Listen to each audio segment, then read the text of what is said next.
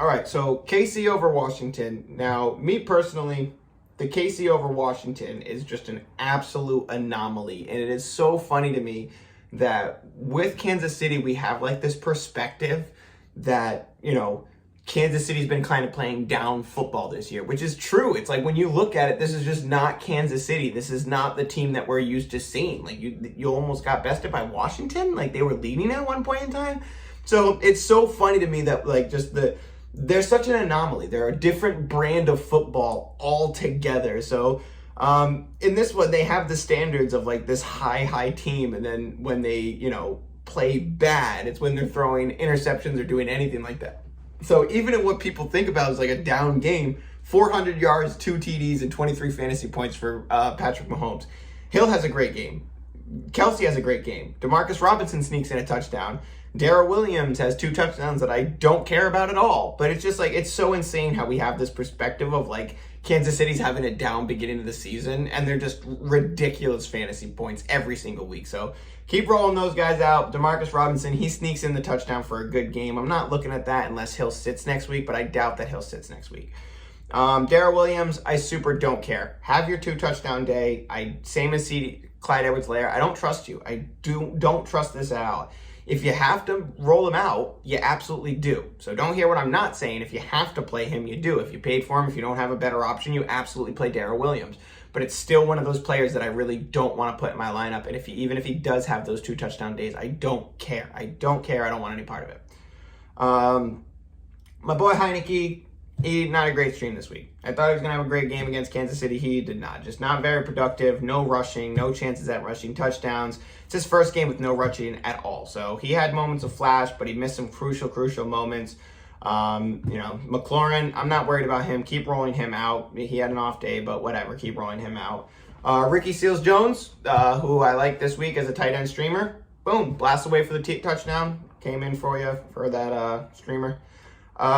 Gibson leaves the game in this one, and it's a big story. We need more news to roll out in this one, but even if he plays, it's really hard for me to expect that he gets 100% volume again. They have to be careful, and being that, we've talked about McKissick a lot. I really like him as a weekly option, and this proved that he's always going to have appeal, so he needs to be on your team.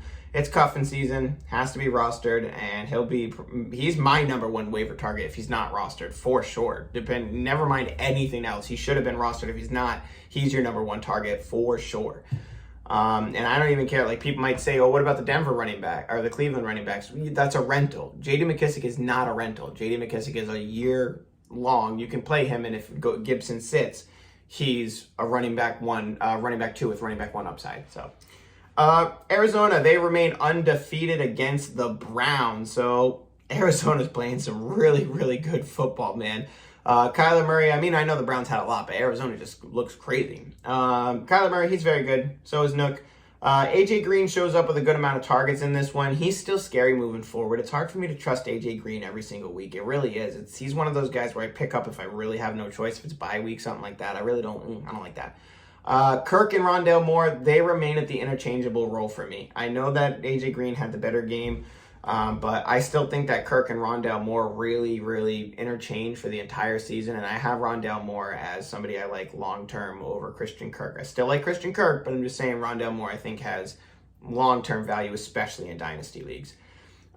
Cleveland, big story is Baker Mayfield and Kareem Hunt, both banged up in this one. Kareem Hunt will miss time. They're saying 3 weeks right now. The current waiver wire we're looking at is D'Ernest Johnson. And I know that D'Ernest Johnson is going to be the big ad this week. Everybody's going to be talking about him, and I do think he should be rostered. But I think Demetric Felton is somebody we really need to look at as well. Now, first of all, Demetric Felton, he's listed as running back and wide receiver in most formats. So keep that in mind that you can put him in both positions, and he should get a good amount of work. So take that into consideration. And I think that there's a chance he could be the guy that you have over D'Ernest Johnson. And there's a slim chance that Chubb plays this week. He didn't practice today. They play on Thursday, so that's not great. I doubt he plays, but there is that chance. And then also Baker's MRI didn't show anything serious, but now they're getting a second opinion. Leads me to believe that his status for Thursday is super in question, and that leads these running backs to a lot more potential. I like Demetric Felton in that game, so keep that in mind. It is his non-throwing shoulder, though, so they could roll him out there anyway. OBJ has a good day. Great day for him. His 12.5 points or whatever he had. I still don't care. I don't want him on my team. I just don't. Donovan Peoples-Jones, he gets 2 touchdowns with 100 yards in this one. I believe he'll be a hot waiver wire, but keep in mind that Jarvis Landry is coming back. Vegas gets the win over Denver. Teddy did his best, and that's really what I want to say in this one. My title of this one is Teddy did his best, and I think he had a really good game. If you started Teddy Bridgewater, you're not sad. He threw 3 interceptions, so you're like, what the heck? But you're not sad because he had 24 points. He had a chance to beat them. He had a chance to get the game over on Vegas. And the reason I'm pleading with you on this one is because I'm like, don't look away from Denver. Don't look away from Denver and his 3 interceptions. This is great. The 3 interceptions aren't great, but the fantasy implications off of this, it's still great for fantasy Denver. So Teddy did his best in this one. The 3 interceptions, you can't throw 3 picks and expect to win. They got close and could have had a win here, but I'm still staying high on Denver. They're playing Cleveland this week, who's banged up. So off of a short week, that should still be good for Teddy, Sutton, Tim Patrick. So Javonte Williams, I talked about him a lot this week. I said he was going full breakout. No breakout here. It was an absolute 50-50 timeshare, and it was super disappointing to see that because I thought Javonte Williams snap percent. Well, the snap percentages were going up, but as far as workload, it was an absolute 50-50 timeshare. So as much as I was hoping for the Javonte Williams breakout week, Melvin Gordon coming off of a hip injury that he was, limited by, they go into a 50-50 timeshare in a game like this. So it's time we fully expect that the best case scenario for Javonte Williams is that maybe one day we get a hot hand approach. But as far as the Javonte train overtaking Gordon, I really think that was it. That was all the stars aligned for Javonte Williams to get a chance to play over Gordon, and it didn't happen. So me personally, I'm a little bummed out about that, and I think that our expectation of Javonte Williams maybe being a second half breakout, I don't know, man. I would trade very low on that idea, and I'm willing to move both of these running backs if I can trade up at running back. Sutton and Tim Patrick, we both like to start. They both show up in this game. Fant, we said is hit or miss, but we'll roll him out in this game. Boom, 11 targets. That should make you very, very happy. Teddy Bridgewater likes throwing to Noah Fant, so if you have Noah Fant, keep rolling him out. Jerry Jeudy's eligible to return this Thursday, but he's very unlikely to return, and next week they do not have a bye week. Derek Carr on the other side of the ball, he has a good day. Jacob gets the majority of work, but he is outshined by Kenyon Drake's surge of a day. So, funny story, I actually took Josh Jacobs and put him in my lineup because I needed a big week from somebody. I needed like a 40-point week from somebody. Put Josh Jacobs in there thinking, if there's anybody that can get 3 touchdowns, it's Josh Jacobs on my team for the 4 o'clock block. He gets 1 touchdown. Kenyon Drake gets 2. I was right about the Vegas running back touchdowns. I was wrong about the person. So, Drake cost me a week. But whatever. If you have Kenyon Drake, a lot of people might be looking at him saying, oh, he's some guy you can grab. Yes, you grab him. Because if Josh Jacobs is going to keep having injury concerns, then Kenyon Drake is somebody that you should be rostering. But I do think that Josh Jacobs is somebody that you can go out and trade for low, and he might return that value because he's still got the majority of work, and I think they might still be easing him in. But I'm not looking at Kenyon Drake's workload and overreacting into it where it's going to be a timeshare. I still think that it's Josh Jacobs' team. Henry Ruggs has the breakaway touchdown. I still think he's a reach starter if you need to. Trust, these guys really have no consistency when it comes to wide receivers over there. Darren Waller had an okay day too. Dallas over New England in an OT fun game. CeeDee Lamb with the walk-off touchdown waves Jalen Mills in his face. Oh my God, it was so mean, so mean. So Dak balls out. He has a calf strain in this one, so keep an eye on that. We'll talk about that a lot going forward. CeeDee balls out, has a great game. We've been saying he's a must start, so you got to keep staying with him. Even if he has a down game, keep staying with him. Cooper disappoints, but 8 targets, so it's all right. It's a down game. Stay with it. Zeke, Pollard, good days respectively for what their value is. Keep them exactly where you have them. Schultz continues to be solid. New England looking better.